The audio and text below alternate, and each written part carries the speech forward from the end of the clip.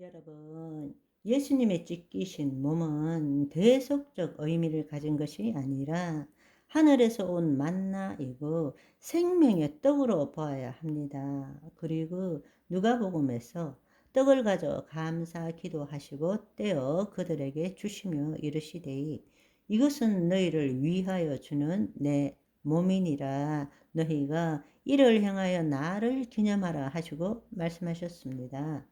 기념한다는 것은 그 십자가에 죽을 그의 육체적 죽음에 참여하는 것이 아니라 그 육체적 부활에 참여하는 것이죠.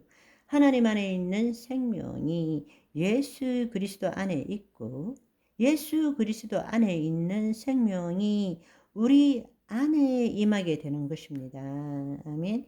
그것에 참여하는 것이죠. 그래서 우리가 성찬식에서 그리스도의 몸은 다시 한번 말씀드리지만 대속이 아니라 부활하신 예수님의 몸을 경험하는 것이고 성찬을 통해서 이 땅에서 맛보는 천국 잔치를 기념하는 것이 되는 것입니다.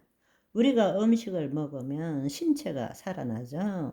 우리가 성찬식에서 떡을 떼어 먹으면 우리 육신에 생명이 임하는 것입니다. 떡과 포도주가 그 예수님의 살과 피라는 캐톨릭의 화채설이 아니라 바로 그 포도주와 떡을 우리가 믿음으로 먹을 때 주님께서 그리스도의 영으로 우리에게 임하신다는 것입니다. 생명이 임하신다는 것입니다. 누가복음 22장 20절을 보시면 저녁을 먹은 후에 잔도 그와 같이 이르시되 이 잔은 내 피로 세우는 새 언약이니 곧 너희를 위하여 붓는 것이니라. 이미 언급한 것처럼 전통적으로 유월절 식사에는 4번의 잔을 들게 된다고 말씀드렸습니다. 그러나 마태, 마가, 누가복음에 나오는 이 최후의 만찬에는 2번의 잔을 드는 내용만 나오고 있습니다. 예수께서 제자들과 유월절 음식을 잡수실 때 식사 중에 그리고 식사 후에 포도주를 잔에 따르신 것은 단순히 목이 말라서 그렇게 한 것이 아니라 이미 언급한 유월절 의식에 따르는 절차에 따라 그렇게 하신 것입니다. 그래서 앞서 누가복음 22장에 보시면 이 잔을 받으사 감사 기도하고 이르시되 이것을 갖다가 너희끼리 나누라 하셨고 또 저녁 먹은 후에 잔도 그와 같이 하여 이르시되 이 잔은 내 피로 세우는 새 언약이니 곧 너희를 위하여 붓는 것이니라 말씀하신 것입니다. 그래서 누가복음 22장 20절의 잔은 유대인의 전통으로 볼 때 이 잔은 3번째 잔에 해당되는 것입니다. 예수님께서 이 잔을 내 피로 세우는 새 언약이니 곧 너희를 위하여 붓는 것이라 말씀하신 이것은 전통적으로 볼 때 유대인들이 하는 유월절 예식의 3번째 잔에 해당된다는 것입니다. 예수님께서 그리스도의 피로 말미암아 새로운 언약이 세워질 것이다 라고 지금 말씀하고 계시는 것입니다. 그런데 놀라운 사실은 마태, 마가는 언약이라고 말했지만 이 누가복음은 새 언약이라고 말했습니다. 이럴 때 새라는 뜻은 뉴라는 것은 이게 네오스란 뜻이 있고 카이노스란 뜻이 있는데 시간적인 차이로서 과거, 새로운 것 이렇게 할 때는 네오스지만 완전히 본질적으로 다르다라는 것을 이야기할 때는 뭐라고 쓰는가 하면 카이네라는 뜻을 씁니다. 카이네. 그런데 이때 새 언약이라는 것이 카이네예요. 본질적 차원에서 다른 언약이다. 즉 구약의 연속이 아니라 새 언약은 구약과는 완전히 다른 차원의 것이다.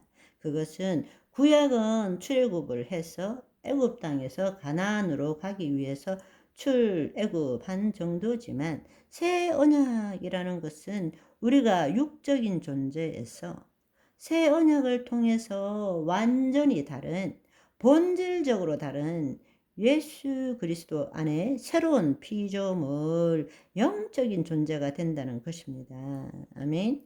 그래서 예수님께서 요한복음 3장 6절에 육으로 난 것은 육이고 영으로 난 것은 영이니라 말씀하시는 것입니다. 하나님과 모세 사이에는 이미 짐승의 피로서 하나님께 용서를 구하는 방법의 언약이 체결되어 있었죠. 피 흘림 없이는 죄에 대한 하나님의 공의가 만족될 수 없기 때문입니다. 그러나 짐승의 피는 불완전했기 때문에 하나님의 백성들은 완전한 속죄함을 받을 수 없었고, 단지 제사를 지냄으로써 죄를 덮고 하나님의 심판을 유예하는 정도로 지냈습니다. 죄로부터 완전한 자유를 누리지 못한 것이죠. 이에 대해서는 히브리서 9장 10장에 아주 잘 나와 있습니다. 그리고 이를 극복하고 완전하기 위해서 하나님께서 새로운 언약을 준비하신 것이죠. 그것은 불완전한 짐승의 죄물을 흠없고 완전한 죄물로 대신한 거죠. 바로 그것이 유월절 어린 양 예수 그리스도라는 사실입니다. 아멘.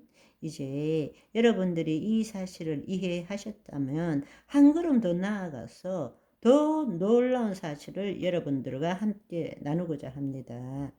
유월절 만찬에 이어서 포도주와 떡에 대해서 우리가 나누었다면, 유월절 만찬에 이어서 예수님은 금요일날 십자가를 지셨습니다. 그렇다면 유월절 만찬과 십자가의 사건은 어떤 관계를 가지고 있는가?